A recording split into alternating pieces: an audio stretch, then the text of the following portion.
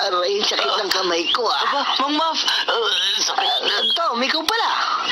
Natisod po ako sa inyo dahil hindi ko po alam na diyan kayo nakahiga. Ganun ba? Pasensya ka na. Parang umaga na yata. Mang Muff, ba't diyan po kayo natulog? Hindi ko nga rin alam eh. Marami po bang nainom nyo? Dahil ko nainom kagabi. Hindi lang po kagabi. Gabi-gabi po, lasing kayo. Kagigising ko lang eh. Pinagagalitan mo na naman ako, Tom. Sana po, pag iinom kayo, kaya nyo pa umuwi ng bahay. Ano naman ang buti kung uuwi ako eh. Wala namang naghihintay sa akin doon.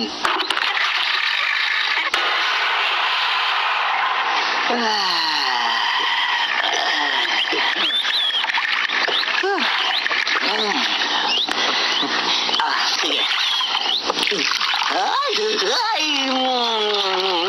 Sarap. Masasarapan po kayo? Alam mo ba kung bakit ako umiinom sa gabi? Para makainom ako ng tubig sa umaga at mawala ang pagkalasing ko. Nakakatuwa po ang katwiran nyo. Matagal-tagal na rin akong hindi nalalasing. Mabuti kasi nakapagtrabaho ko doon kila Ginoong Okden. Ngayon lang po kayo magtatrabaho? Hindi, minsan lang. Hindi po ba dapat araw-araw nagtatrabaho? Hindi ko kaya yan. Alam mo kasi hindi ako magigising ng maga. Kung hindi ka pa nga nadapa sa akin, di hanggang ngayon tulog pa ako. Problema po ba yun? Gigisingin ko kayo tuwing umaga. Paano mo na magagawin yon? Abay, ako nga, hindi ko alam kung saan ako matutulog at maihiga basta't nalalasing ako. Mauubos ang buong umaga mo sa paghahanap lang sa akin. Hindi kayo magtatrabaho? Hindi naman sa ganon. Pero mas mabuti naman ako doon sa tatay ni Hak. Abay yun eh, hindi nakaisip magtrabaho kahit hindi lasing eh. O, hindi ba? Sabihin mo sa akin. O, Malupit po siyang tao. Sinasaktan nga po lagi nun si Hak eh. Mas masaya nga po si Hak buhat nang iwan siya ng tatay niya. Kaya naman po niya ang sarili niya eh. ba, hindi ako nananakit kahit na ako'y lasing. Oo nga po, malupit po ang tatay ni Hak. Huwag mo naman ako ihambing sa kanya. Ako lasing ko, pero hindi naman ako malupit. Hindi po, kayo nga po ang unang nagbanggit sa tatay ni Hak eh. Ha? Talaga? Ha? Tom, sama ko sa'yo! Hindi pa pwede. Hindi pa nga magaling ang beke mo pag magaling na. Magaling na ako! Hindi kita sasama hanggat hindi sinasabi ni Dr. Mitchell at Tia Polly na maaari ka nang lumabas. Tom naman! Tom, lalabas ka na naman? Oo. Hindi pa yata kitang nakitang naupo at nag-aral buhat ng bakasyon, ha? Hindi pa nga. Naku, ikaw talaga. Si Ben ay nagtungo sa kamag-anak namin sa Quincy at doon matutulog. Hindi po niya nasabi sa akin yun ah. Biglaan po ba ang pag-alis niya? Abay, oo. Ah.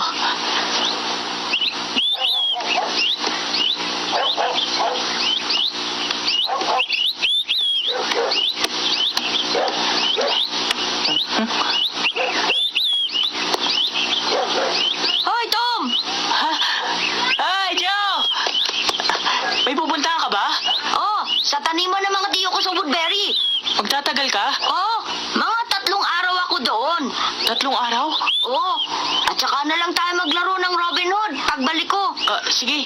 Ikaw, wala ka bang pupuntahan? Wala pa ngayon eh. Pero magbabakasyon din kami sa mga kamag-anak namin. Jo, halika na. Oh, alam na, Tom. Sige. Alam, Tom. Mag-ingat ka, Joe!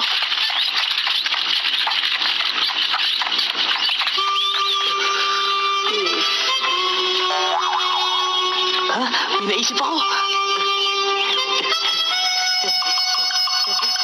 Hak! Hak!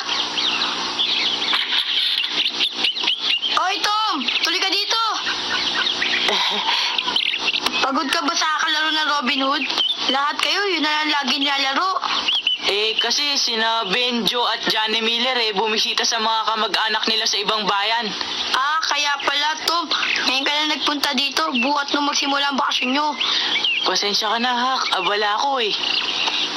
Abala sa paglalaro? Kaya nga, pasensya ka na eh. Halika, Hak. Mamingwit tayo ng isda. Sige, sinabi mo eh. Ang tagal ko na hindi nakakahuli ng isda. Kailangan doon tayo mamingwit sa pampang ng hari. Di doon tayo mangisda. Mahaba ang lalakaran natin. Kahit na. Gugutumin tayo nun. Magdadala naman tayo ng pagkain eh. O sige, halika na. Naglalaro yata si Tom sa paligid, Becky. Hinanap ko na siya pero hindi ko siya makita. Talaga? Saan kaya nagpunta yun?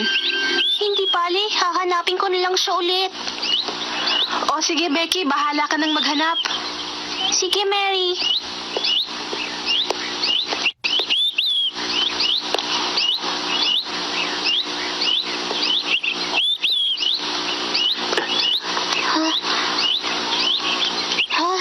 Tom! Aba, Becky! Tsaa at biskwit mamayang hapon? Masarap sana, kaya lang. Bakit, Tom? May gagawin ka pang iba? Palagay ko hindi ako makakabalik ng hapon. Saan ka ba pupunta? Sa may pampang ng hari at mamimingwit ng isda. Mag-isa? Kasama si Hak. Alam ko nang gagawin ko. Ano yun? Mamimingwit na din ako ng isda. Marunong ka bang mamingwit? Hindi. Alam mo, mahirap mamingwit ng isda. Turuan mo ko. Umiinom ka ng tsaa pag hapon, di ba? Hindi na lang ako iinom ngayong hapon. Sasama-sama si Becky. Paano ko sasabihin to kay Hak?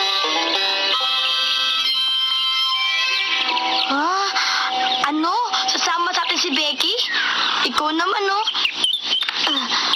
Alam mo, di pa siya marunong mamingwit, di ba? Magiging abala lang siya sa atin. Di bali na, nangako ko sa kanya makikita kami sa pantalan. Malayo ang lalakaran natin hanggang pampang na hari. Maglalakad din daw siya ng malayo.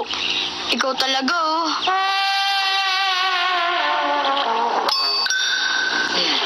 Ay, Tom, kumusta na? Mang Mav, ang bigat ng dala nyo ah. Ay, talagang mabigat. Pero masarap din naman magtrabaho na mabigat kahit paminsan-minsan. Naku, malakang ko. Siya si Mang Maf, di ba? Oo, Nagtatrabaho din pala siya. paminsan-minsan lang yan. Mas mabuti namang si Mang Marv kaysa tatay ko. Kahit kailan, di ko pa nakikita magtrabaho.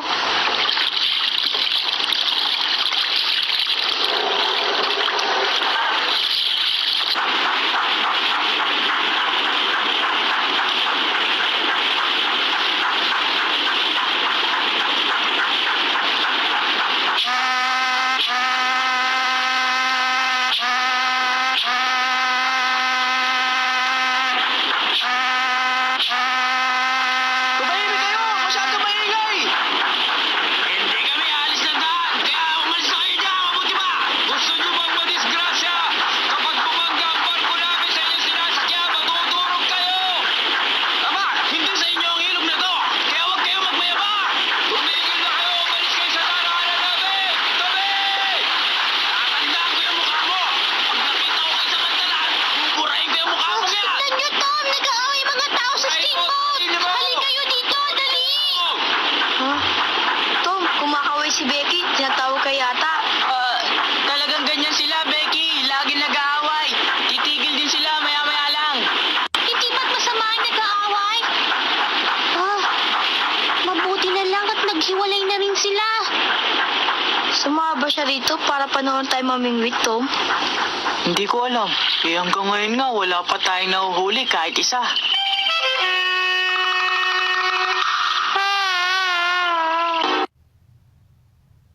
Pa ba kayo nakakahuli?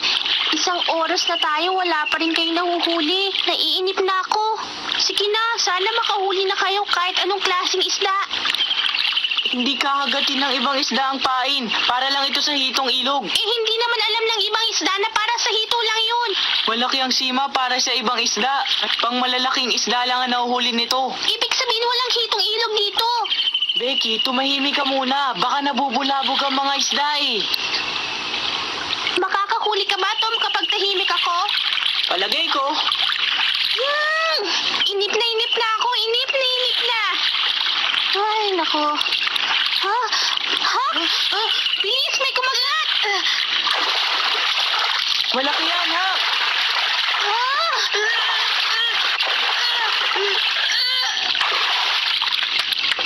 Bilis! Ang malas naman. Oo nga.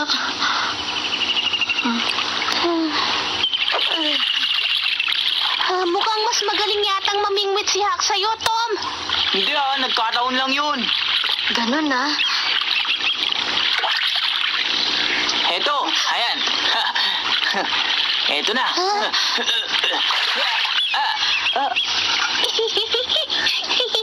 Malas.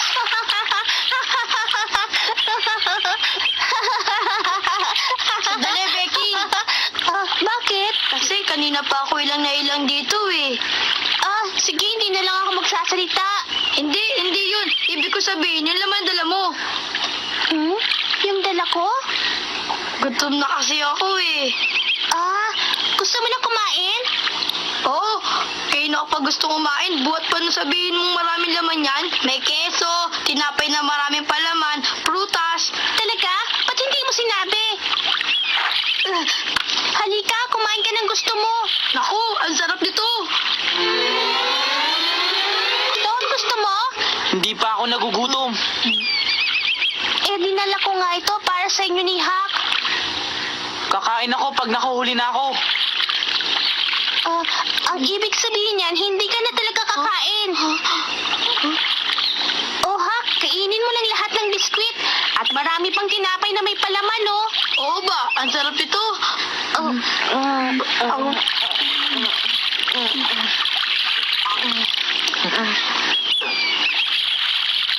Oh, Tom, saan ka pupunta? Doon ako sa banda doon. Masyado maingay dito eh. Hindi totoo yun. Hindi lang siya magaling mamingwit.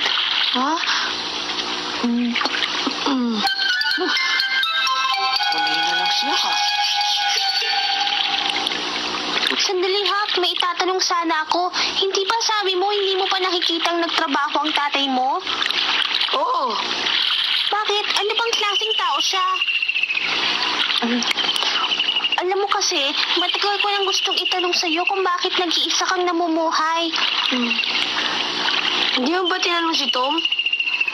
Ang sabi kasi ni Tom, ilang taong na raw na nasa langit ang nanay mo.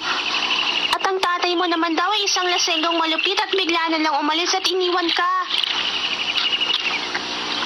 Totoo yun. Araw-araw na lang, lagi siyang lasing.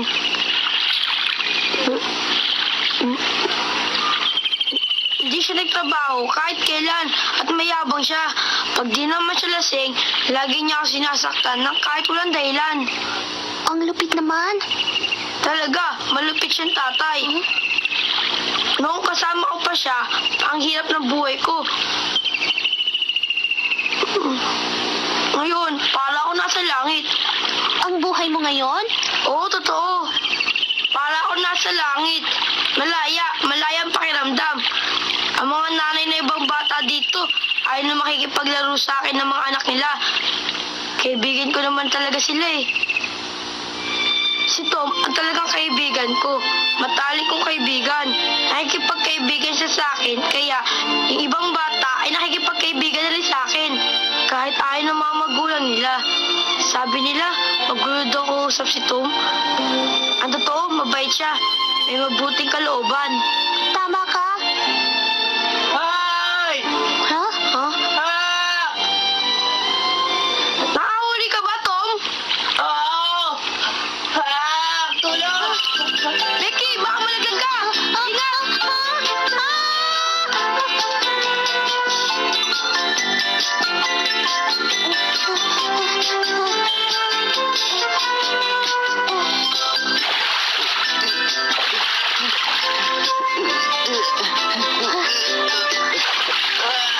Ang laking hitong ilog! Tigilan mo, Tom! Becky, tawagin mo siya. Bakit hindi mo ba kaya mag-isa? Masyadong malaki to. Tutulungan kita, Tom! Mahihirapan ka dito. Hindi kaya ko! Hindi mo kaya, siyak na lang. Silisilahin natin papuntang bangpang! Ang tigas naman na ulo eh. Tingnan mo, ayan na! Si Lovely! Ayan! Ang lakas naman ito. Hindi ko na maigalaw ang kamay ko.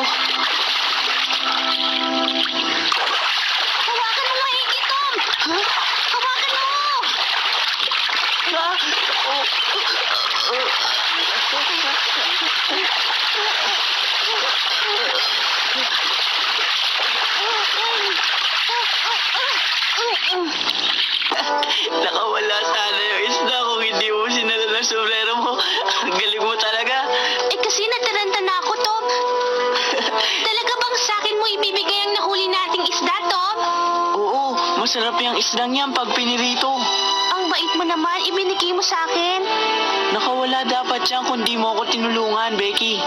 Hitong ilog, matutuwa ang nanay ko pag nakita yan. Baka pagalitan ko sa inyo dahil nadumihan ng baro at sombrero mo. Pati na rin ang sapatos mo. Oo, pagagalitan niya ako. Pero hindi na bali, nasarapan naman ako mamingwit eh. At sa pakikinig sa kwento ni Hak, Kwento ni Hak. oo,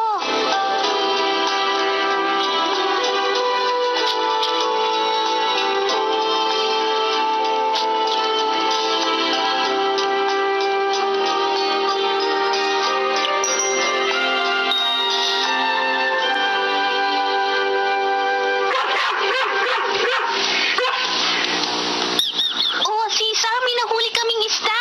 Mamaya ibibigay ko sa'yo ang tira, ha? Teka, si San, hindi ako nagdumi ng damit ni Becky.